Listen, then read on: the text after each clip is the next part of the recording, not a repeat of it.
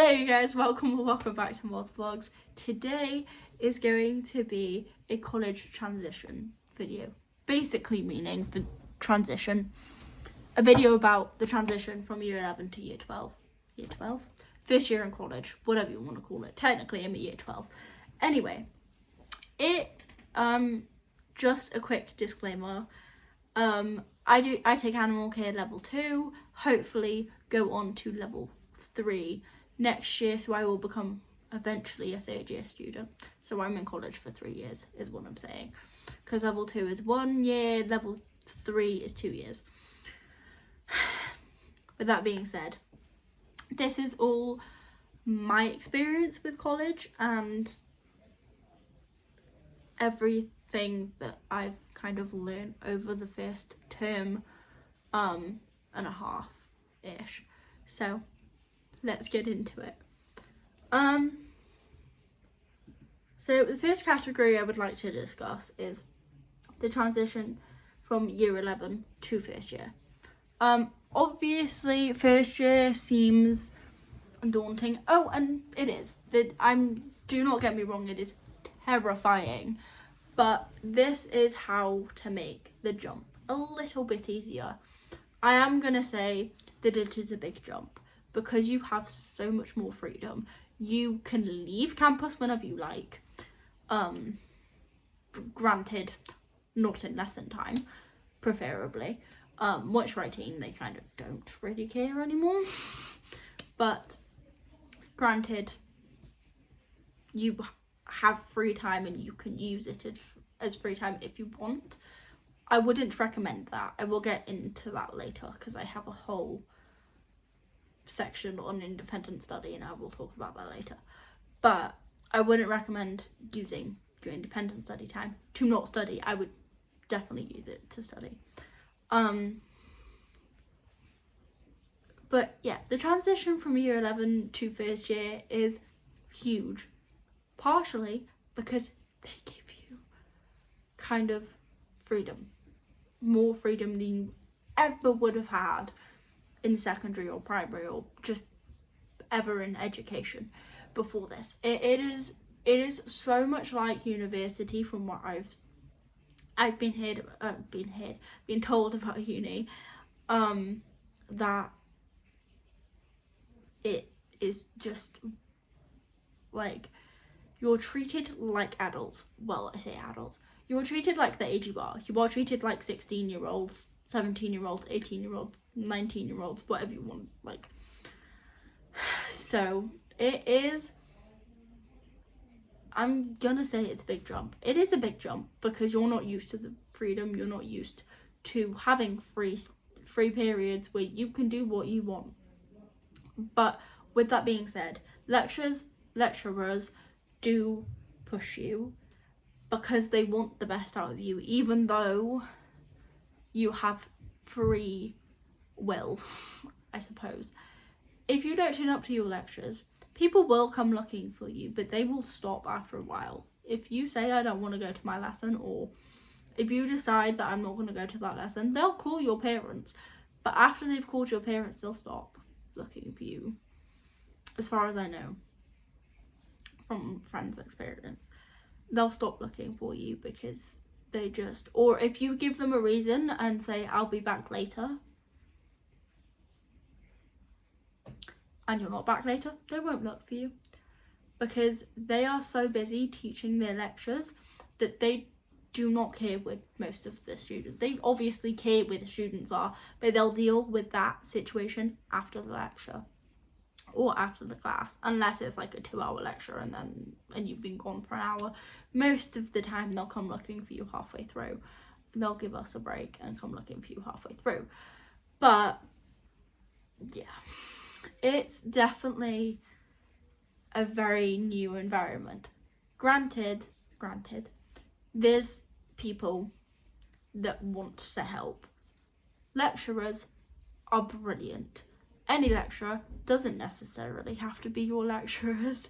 I was terrified of my lecturers for the first couple of weeks. So I went to the Performing and Production Arts lecturer that I knew. 2 of them. I knew 2 of them. So I went to one of them. because one of them used to help out in Half West High and the other one I met at a karaoke night. So I knew them, and if I needed any support or needed advice or needed directions, I would go there because I knew where they are and I knew they were reliable.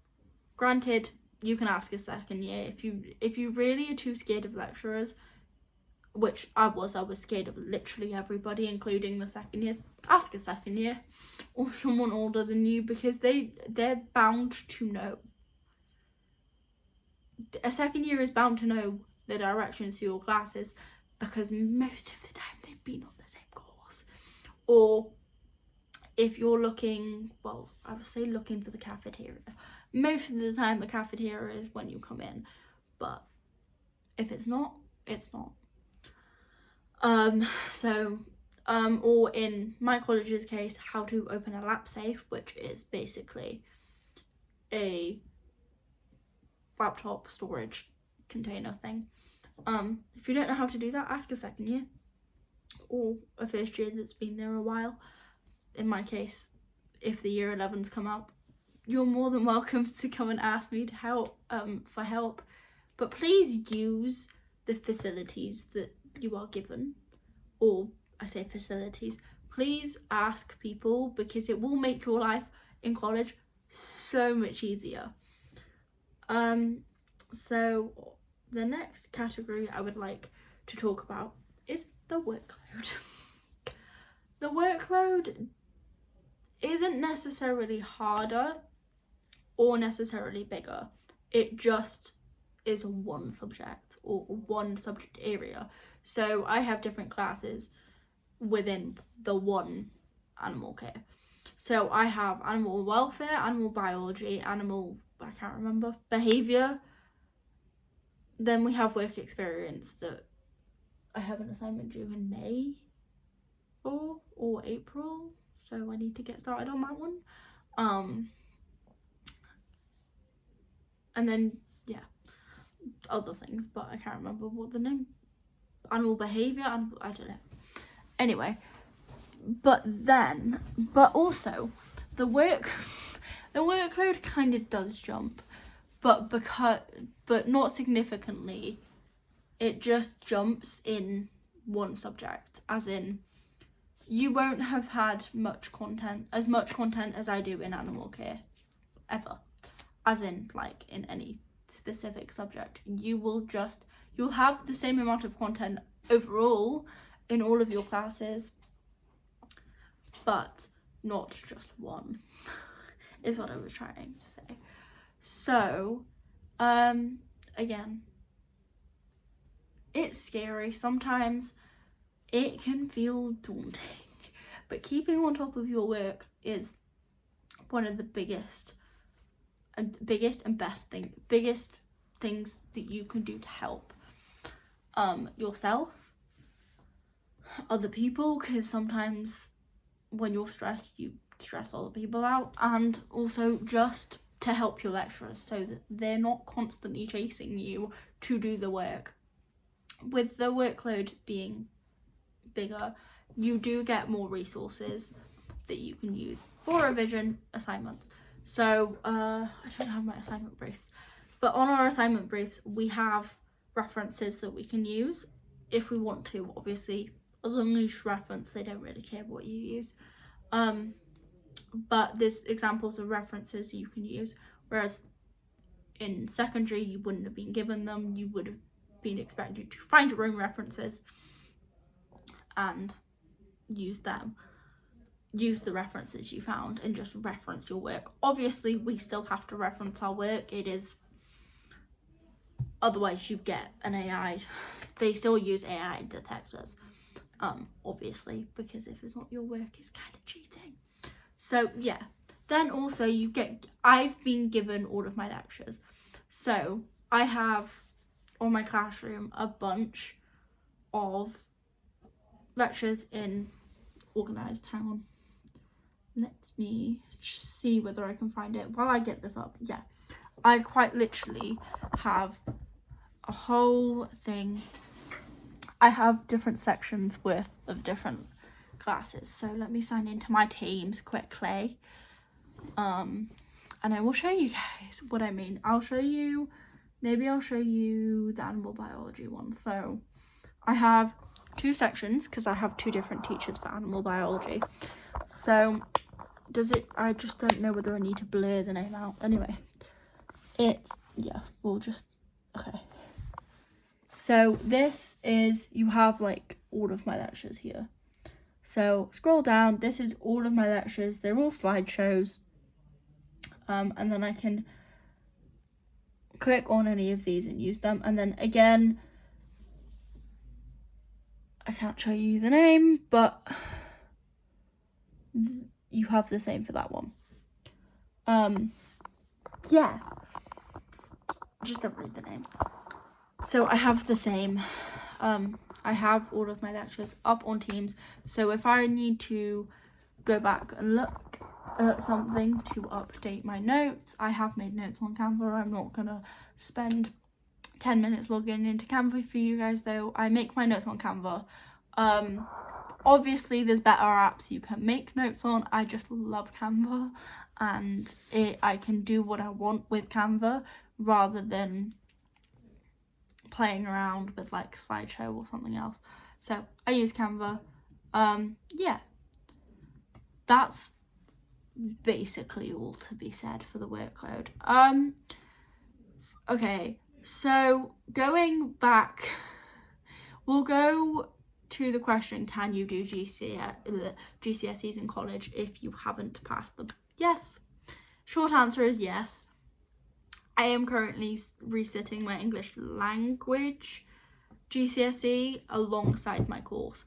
Obviously, you have to do it alongside your course, so it is more workload, but also it's not that much compared to what you were used to. It's not that much more compared to what you were used to. Obviously, if I was resitting level 2 alongside level 3, that would be a problem because it's double the workload.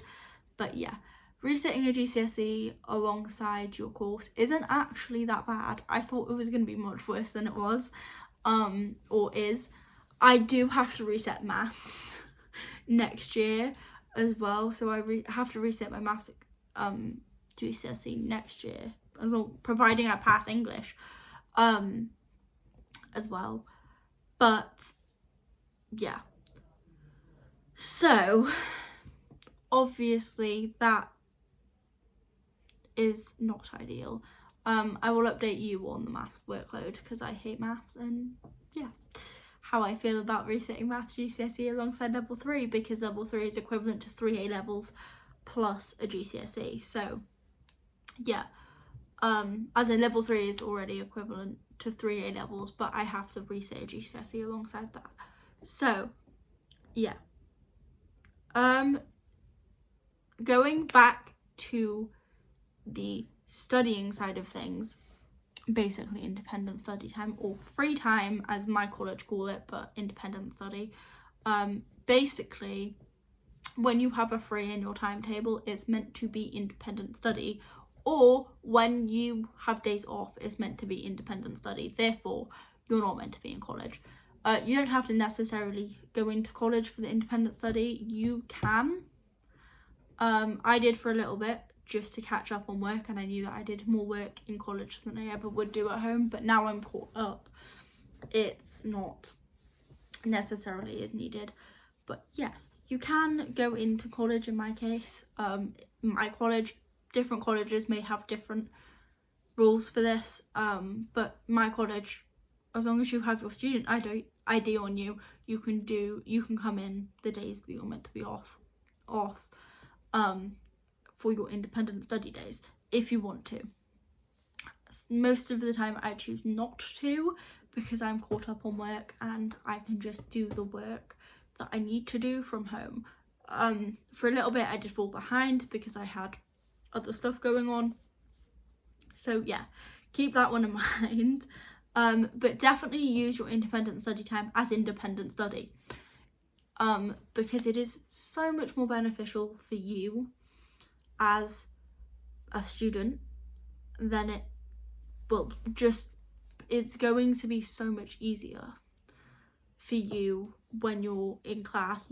As long as if you're up to date on lectures, up to date on classes, up to date, that's the same thing, but up to date on assignments, then you will not fall behind, and it's very helpful. So use your independent study time as study time. Obviously, for the first couple of weeks, you're probably not going to be that far behind, so maybe use half and half, but also know when to take breaks. If you have a 3 hour free lesson, please don't use all 3 hours like straight. Take breaks, is what I've learned. And last but definitely not least, how to look after your mental health during college, just in general. So I'm a first year. I'm not I have struggled. I struggled all through year 11. It the summer kind of helped, but then I got worse again in year 12 now. My mind is everywhere at the moment. I'm going to be completely blunt and completely honest with you, because there's no point hiding it.